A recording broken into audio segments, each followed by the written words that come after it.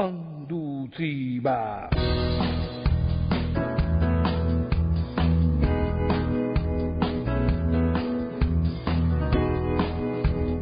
¿Quién es Giovanni Levi, chicos? Él es un destacado historiador, precursor, junto con Eduardo Grendi y Carlo Ginzburg, de la denominada microhistoria italiana, escuela que ha influenciado notablemente las ciencias sociales en las últimas décadas. Ha sido profesor de Historia Moderna e Historia Económica en las universidades de Torino Turín, de Viterbo, y actualmente es profesor de Historia Moderna en la Universidad Ca' Foscari de Venecia. Adicionalmente, se desempeña como codirector de investigaciones y el programa de doctorado en estudios sobre Europa, el mundo mediterráneo y su extensión atlántica en la Universidad Pablo de Olavide de Sevilla, España. Ha dirigido una colección de microhistoria y bueno, Levi justamente es reconocido mundialmente por su amplia y variada producción historiográfica sobre la familia, la demografía, la agricultura, las relaciones sociales y políticas entre los siglos XVII y XVIII. Entre sus principales investigaciones se encuentran los libros de herencia inmaterial, un clásico del autor. La historia de un exorcista piamontés en el siglo XVII, Centro y Periferia de un Estado Absoluto, que se publicó en el año 1985, y más de 50 artículos tiene escritos, ¿no? Bueno, y comentar a nuestro público que justamente esta entrevista fue grabada por la diferencia horaria, ¿no? Nosotros estamos desde Salta, él desde Venecia, así que por una cuestión de 5 horas diferencia, sí, 5 horas, o sea que serían las 1. Y bueno, agradecemos al profesor y pasamos a escuchar la entrevista. Que nuestra primera pregunta sería si nos pudiera relatar cómo fue el comienzo de su trayectoria intelectual. El comienzo de mi trayectoria intelectual sí. Es político, porque yo pasaba a la universidad, me ocupaba mucho de política y pensé que era necesario por esto conocer la historia, no en el sentido de los hechos, cuanto de la complejidad de los hechos. Y por eso empecé a trabajar en historia al mismo tiempo a hacer organización política. Estaba secretario de una sección socialista, eran años muy pasados, era al final de los años 50. Ahora tengo 80 años. Lunes voy a hacer 80 años. ¿Cuál es la conexión entre política y historia? Mi impresión era que los partidos de izquierda en Europa, en Italia en particular, tenían una visión muy simplista de la sociedad. Tenían una visión de una sociología elemental, se puede decir. Por ejemplo, pensaban que había un comportamiento político uniforme en la clase obrera, por ejemplo. La clase obrera es de izquierda. Y mi problema era de ver cómo era en realidad la clase obrera, cosa había por dentro de la clase obrera, porque los obreros no son todos iguales y los momentos de solidaridades muchas veces eran menos importantes que los problemas de conflicto o de distancia entre posiciones, etcétera. Allora empecé a estudiar estos problemas, se puede decir. Usted, para hacer estos estudios, ¿rescata los aportes que realiza Edward Thompson? Por ejemplo, Edward Thompson ha sido como un maestro para mí, porque él miró cosa había por dentro de la clase obrera inglesa. Claro. Exactamente la misma cosa. Claro. Y ahora, usted, esta visión simplificada que usted vivía y observaba dentro de los movimientos de izquierda en Europa para mediados del siglo XX, también habían hecho una visión simplificada de la historia en general como ciencia, ¿no? El cuestionamiento también es para la ciencia social y la historia en la forma en que se estaba escribiendo la historia en ese momento. Sí, en este momento entiendo los años 60, sí. 60, 70 y 70. En estos años efectivamente había una dependencia de la historiografía, de la historia social, de ideas sociológicas que son muy diferentes de la realidad, porque son, se puede decir, muy clasificadoras y tendían a simplificar verdaderamente la lectura de la sociedad. Y, por ejemplo, la concepción de clase o de los comportamientos de solidaridad, etcétera, eran visiones muy de origen sociológica, muy simplistas. Mi problema era, discutiendo con los obreros en las usinas, Sí. ver cómo los obreros pensaban su condición, su realidad y su voluntad política. Por ejemplo, ellos decían, vosotros penséis que los partidos de izquierda piensan que nosotros somos muy interesados en lo que ocurre en las usinas, pero para nosotros es más importante nuestra vida libre. Eran Claro. muy negativos sobre la lectura operaísta de la sociedad. Bien, bien. En este momento histórico que usted nos relataba, de los años 60, ¿es allí donde podemos encontrar su primer contacto o su acercamiento hacia la microhistoria? La microhistoria nace exactamente de este problema. Es muy importante decir que la microhistoria ha nacido en los años antes de la caída del muro de Berlín, cuando exactamente había como una inercia de lectura del social de parte de la izquierda y al mismo tiempo había sentido que algo no funcionaba, que algunas cosas eran contradictorias, no le llevan claramente la sociedad. La microhistoria es la idea de mirar por dentro de la sociedad, no de utilizar clasificaciones sociológicas. Bien, y en relación a esto que veníamos, usted nos venía comentando sobre su acercamiento a la microhistoria, ¿usted podría hacernos un breve balance sobre la presencia de la microhistoria en la disciplina histórica entre los años en la caída del muro de Berlín y hasta la actualidad? Después de la caída del muro de Berlín, todo el mundo cambió, y también la vida intelectual. Antes nosotros vivimos en un mundo bipolar, con dos grandes potencias que se balanzaban, y esto daba como la idea de una posibilidad de entender el porvenir, de saber lo que ocurrirá mañana. Después de la caída del muro de Berlín, se creó un desequilibrio fundamental en el cual nosotros vivimos ahora. No hay dos imperialismos, pero hay una cantidad de pequeños imperialismos, de subimperialismos. Hoy muchos países se consideran central de un grupo, de una situación, de un área. China, India, Rusia, Estados Unidos, Inglaterra, Alemania, Arabia Saudita, ISIS, etc. Esto produce una imprevisibilidad y también una dificultad de leer la sociedad. En este sentido, la microhistoria ha muy cambiado su problemática, pero yo me paro convencido que el problema es ver por dentro de las cosas, comprender las complejidades y renunciar a las simplificaciones y a las generalizaciones. Y es por eso que el método que ustedes proponen, el método historiográfico que ustedes proponen, está vinculado a cambiar y a repensar el tipo de preguntas que se está haciendo al momento de evaluar el hecho histórico o el momento histórico.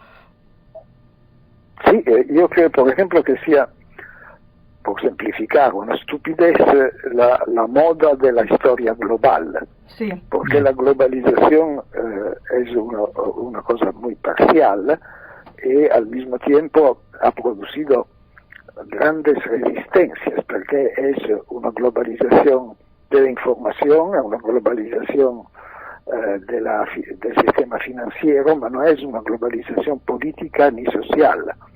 Este problema es el problema de hoy. Nosotros hablamos de historia global al mismo tiempo que se producen cantidades de situaciones locales, renacen nacionalismos, renace el Estado-Nación, que es el principal enemigo de la historia global, se reproducen no eurocentrismo, ma muchos centrismos diferentes.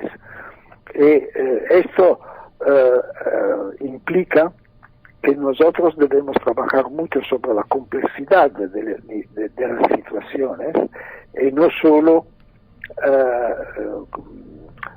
discutir de una globalización que es una palabra, no es nada verdaderamente. Hay algo que no es nuevo de una parte y de la otra es incompleto y contradictorio. Debemos estudiar por qué tantas resistencias al global, tanta incapacidad política de globalizarse, incapacidad económica, no financiera, ma productiva de globalizarse, y también todas las distorsiones de información que se producen bajo la idea de una general información global. Ahora, he escrito un artículo que podéis ver sobre una revista de Latinoamérica de Bogotá, Historia Crítica, en el número 69 de Historia Crítica, exactamente para mostrar la gran diferencia que hay entre microhistoria y historia global, la gran debilidad que hay entre una moda y también la periculosidad, porque es peligroso ver la historia global que va organizándose en cátedras, en financiaciones, etcétera, porque es un interés neoliberal de pensar que la globalización es una realidad definitiva y es la apología del capitalismo financiero, de hecho. Claro. Y ahora, ¿usted cree que es imposible llegar en la suma de las particularidades históricas a una síntesis explicativa? No, yo pienso que la historia es una ciencia pero que pone preguntas generales, pero no puede, afortunadamente, no puede hacer generalizaciones. Nosotros debemos individuar en cosas estudiadas con microscopios, preguntas generales, pero comprender que esto general produce un abanico de posibilidades diferentes. Puedo dar un ejemplo no histórico. El complejo de Edipo, de Freud. El complejo de Edipo dice, es una buena pregunta. El complejo de Edipo es una cosa importante, es una demanda general, pero cada uno de vosotros y de nosotros tiene un complejo de Edipo diferente, tiene un problema del complejo de Edipo diferente, una manera diferente de afrontar su complejo de Edipo. Esto es lo que se llama un modelo generativo. Sí. Creo que la definición buena de historia es la ciencia de las preguntas generales y de las contestaciones locales. Claro. Esto no significa historia local. En el local se puede individuar una pregunta que vale por muchas situaciones por dar contestaciones diferentes, pero hago un ejemplo autobiográfico. Sí. Bien. Mi libro ha sido traducido, mi libro La herencia inmaterial ha sido traducido en muchas lenguas, en particular, por ejemplo, en China. Sí. Porque los chineses pueden ser interesados a la historia de un pequeño pueblo en el cual un estúpido personaje hace su acción. Sí. Porque poneva problemas generales sobre el funcionamiento del mercado de la tierra, sobre por qué la gente sigue un personaje estúpido, etcétera, etcétera. Esta es una buena pregunta que no implica que todo el mundo tiene las mismas acciones, mas sugiere que debemos estudiar situaciones diferentes, contestaciones diferentes a la misma pregunta general. Y por eso yo he leído una entrevista donde usted hablaba sobre esto y usted decía, por eso el interés de ver en el método que tiene la gente que compra el libro en China o en otros países en el que está traducido el libro, ¿no?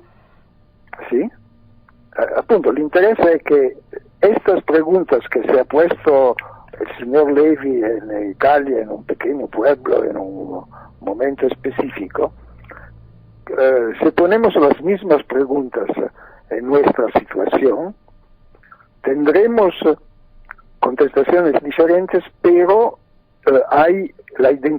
hubo la identificación de preguntas y de relevancias que tienen un carácter general. Es la pregunta que general y la historia no debe generalizar.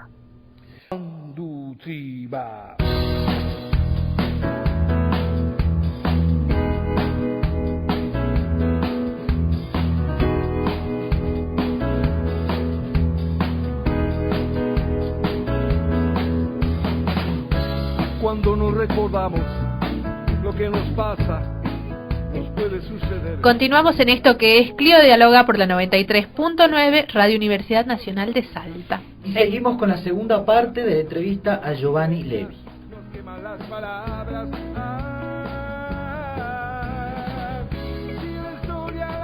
Bien. Y profesor, ¿y usted considera que ahora en la actualidad, donde la posmodernidad ha puesto en debate muchos preceptos que nosotros teníamos como disciplina histórica, ¿considera que la historia actualmente se encuentra en crisis, como dicen algunos autores? Penso que sia in una terrible crisis, ma es la postmodernidad que es la crisis. Claro. Como se puede decir, el relativismo generalizado. Por eso, cuando nació la microhistoria, se imaginaba una descripción del mundo mucho más clara que hoy. Hoy hay una multiplicación de verdades, ma especialmente la historiografía ha multiplicado campos y no métodos. No ha inventado nuevos métodos, ha inventado de estudiar cosas diferentes como la gender history, la ecological history, ha inventado nuevos campos, ma no ha inventado nuevos métodos. Claro. La microhistoria al contrario es un método, no es una teoría, es un método. Claro, es un método.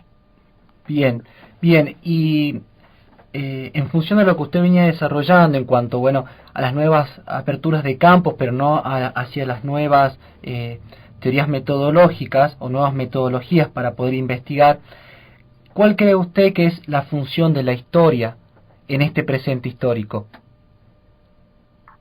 Esta es una pregunta demasiado difícil, en el senso que la función de la historia ahora se puede decir, es considerada un enemigo peligroso por las autoridades y por los sistemas autoritarios. Por esto hay una crisis profunda, porque hay menos financiación a la historiografía, menos financiación a las cátedras de historia, y esto es, como se puede decir, una respuesta, una contestación a la relevancia de la historia, porque la historia, ¿qué sugiere? Sugiere que se puede cambiar el mundo conociendo el mundo, y al contrario, la negación del mundo, la negación del conocimiento es fundamental por poder decir todo va bien, todo funciona, no hay vínculos, nosotros podemos hacer lo que queremos. Si usted piensa, no sé, a la victoria de Bolsonaro en Brasil, sí, puede darse cuenta que la historia no ha vinculado absolutamente el cerebro de los brasileños. Votaron por Bolsonaro que hacía una exaltación de un pasado monstruoso. Claro. Ahora, yo creo que el papel de la historia sea siempre lo de criticar las lecturas del mundo de breve tiempo, de poca profundidad, porque la historia hecha como los sueños, nosotros en los sueños mezclamos muchas cosas, y por entender cosas que no tienen ninguna relación entre sí, personas diferentes, situaciones diferentes, etc. Por entender las cosas es necesario hacer exactamente en la historia. Por ejemplo, una de las cosas que me interesa mucho de la Latinoamérica, en general de todos los países antropológicamente católicos, es por qué todos los países católicos han tenido una dictadura en el siglo XX. Todos, de Costa Rica hasta Italia, España, Portugal, Polonia, toda la América Latina. Allora, ¿por qué esto? ¿Qué hay? No es la religión católica, es la antropología católica, es la concepción de Estado, la imposibilidad de construir instituciones respetables en los países de origen teológica católica. Este es para un ejemplo que me interesa mucho porque demuestra que hay raíces profundas y antiguas por situaciones de hoy, que no es suficiente estudiar la historia reciente, debemos comprender cómo se crea la antropología de los países, la antropología del mundo. Y la antropología nos dice que hay mentalidades que se han creado progresivamente con una gran profundidad histórica. Si nosotros no entendemos esto produce una incapacidad de comprender el mundo. Por esto yo creo que es muy importante estudiar la historia no contemporánea, también la contemporánea, por cierto, pero debemos investigar la profundidad del mundo de hoy, no la cercanía de los problemas. Bien, bueno, le agradecemos muchísimo. Nos retiramos con una última pregunta que ya le veníamos haciendo hace muy poco. Entrevistamos, seguramente usted lo debe conocer, al doctor Aguirre Rojas, el profesor de la Universidad Nacional de México, y también entrevistamos a su amigo Carlos Ginzburg, con una pregunta que nos respondieron, que le preguntamos cuál era la función social del historiador, y nos respondían que la función del historiador es una función crítica. ¿Usted estaría de acuerdo con esta afirmación? Sí, en general yo no soy de acuerdo con Aguirre Rojas, que me parece muy simplista, pero estoy de acuerdo con Carlos Ginzburg, que es un mío querido amigo, una afirmación tan genérica como la función crítica, por cierto, la función crítica es un papel de la historia fundamental. Desafortunadamente, muchos historiadores, por ejemplo, en general lo que hacen ahora la Global History, son el contrario de la crítica, son la apología, la exaltación del mundo capitalístico. Esta es una realidad muy triste de nuestra profesión. Bien, bueno, profesor, la verdad le volvemos a repetir, creo que por tercera vez, muchas gracias por habernos brindado esta entrevista. Para nosotros ha sido un momento de aprendizaje muy importante, y bueno, esperamos que cuando usted esté de visita por Latinoamérica, bueno, podamos poner en contacto con usted para que pueda volver a Salta. Usted nos comentaba que usted ya había visitado la universidad hace ya un tiempo. Sí, hay mucho tiempo que no vengo en Argentina, pero este año al final del año me iré en México, y en general yo paso mucho tiempo en Brasil más que en Argentina. Andutriba.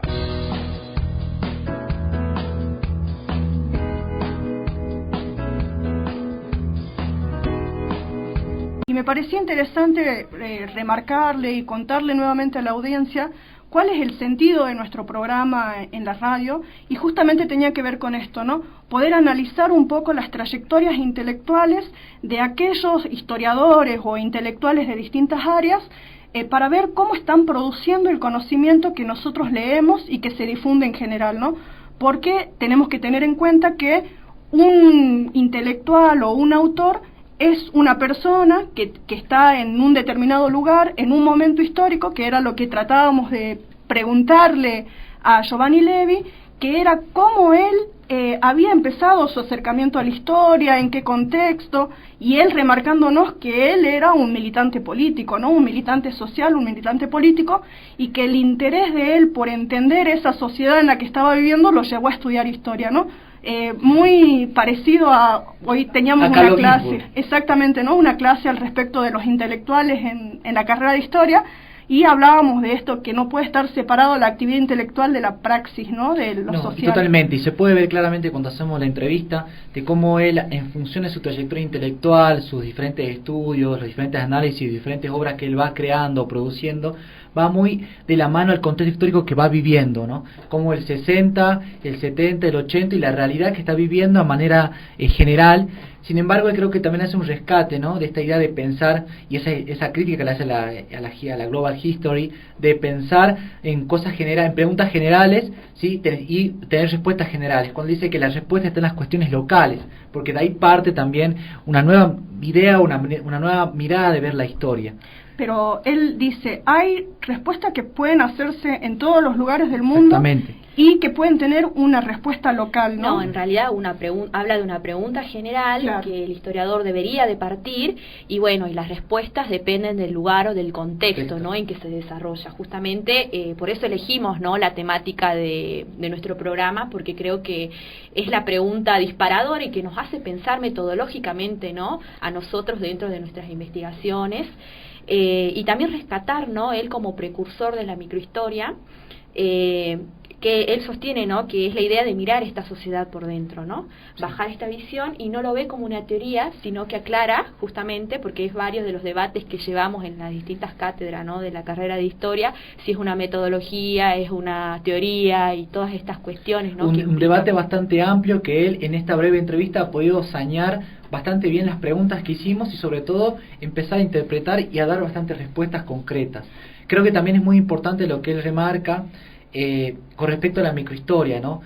Lourdes le preguntaba a él, le preguntaba al profesor las diferentes interpretaciones que hace, si había tenido en cuenta los aportes de Thompson, y él se ve muy bien, también debe ser por la vasta experiencia que tiene él como docente, ya tiene un hombre de 80 años y de profesión en la docencia, ya supongo que más de 40, 50 años, le permite tener esa habilidad y esa ductibilidad histórica y metodológica para poder responderla y poder hacer un acopio de los diferentes aportes que hacen los intelectuales, porque él toma, igual que Carlos Ginzburg, cuando lo pudimos entrevistar, toma de la escuela francesa, toma de la historiografía inglesa, toma de los aportes también de la microhistoria italiana, de su tierra. Es importante cómo él va va conectando los diferentes problemas y también los avances metodológicos. Y en esto que nosotros remarcamos siempre, en un diálogo, ¿no? En un diálogo con los historiadores de su época y de su contexto, ¿no? Respondiendo, contraponiendo y dando una alternativa a cosas que él por ahí veía que no eran suficientes para dar respuesta al conocimiento de la historia, ¿no? A lo histórico, ¿no? Él dice, bueno, acá se están generando un relato de la historia que hace muchas generalidades, una fuerte crítica a la historia global, a la generalidad, y dice, bueno, acá hay que dar otro tipo de respuesta. Y yo creo que en ese debate que nosotros tenemos, Carito, de si es teoría o si es una metodología, él dice claramente, esto es una técnica metodológica, ¿no? Y hace esa aclaración bastante importante, ¿no? Sobre todo para la cuestión de la que quienes llevamos las investigaciones adelante, o para quienes nos estén escuchando y están haciendo sus investigaciones, tengan en cuenta este dato que es de fuente, digamos, como se diría antes, de primera, fuente primaria, que es el propio Giovanni Levi que hace esta aclaración. Y también destacar que dentro de esta entrevista, y como en todas las entrevistas que venimos haciendo, este marco acerca de cuál es la función de la historia, ¿no? Que él, a partir de sus perspectiva y de sus investigaciones, ¿no? Nos plantea esta noción de que es importante esta función social de la historia, que hasta a veces se puede ver como peligrosa, ¿no? De acuerdo al contexto político. Y bueno, y él sostiene esto de que, y me quedo con una de sus frases o citas, si se quiere decir, sostiene que se puede cambiar el mundo conociendo, ¿no? Conociéndolo. Y cómo lo hace él a partir de sus estudios, y más que nada él nos incentiva a que debemos investigar, ¿no? La profundidad del mundo de hoy y no quedarnos solamente en la cercanía, ¿no? Una crítica por ahí, hablábamos con los chicos, a la historia reciente, pero exactamente, más que nada al hablar de profundidad es no quedarnos solamente en un periodo reciente, sino que estas preguntas vienen desde antes. El ejemplo que nos da es claro, cuando él dice que una de las preocupaciones que tiene acerca del proceso de dictadura es por qué justo estas dictaduras se dan en lugares en donde la Iglesia Católica es fuerte, y que bueno, con ese ejemplo nos queda bastante claro, ¿no? Sí, y sobre todo creo que eso es muy importante, ¿no? Y él dice, es una pregunta difícil de responder. Si a alguien de la talla de Giovanni Levi le parece complicado responder una pregunta así, que fue una interpelación esa pregunta, una interpelación ¿no? bastante importante, que está muy buena haberla hecho, porque permite entender que no hay nada cerrado, son cuestiones que todavía siguen repensándose, y creo que también la fuerte crítica que él hace cuando le preguntamos la función social del historiador, la crítica que le hace a su colega Aguirre Rojas, que critica esta idea de la historia crítica, pero no una mirada global de lo general, simplista como dice él, sino algo mucho más profundo y que va de la mano también de la microhistoria. Y que son debates propios de la disciplina. Exactamente. Anduciba.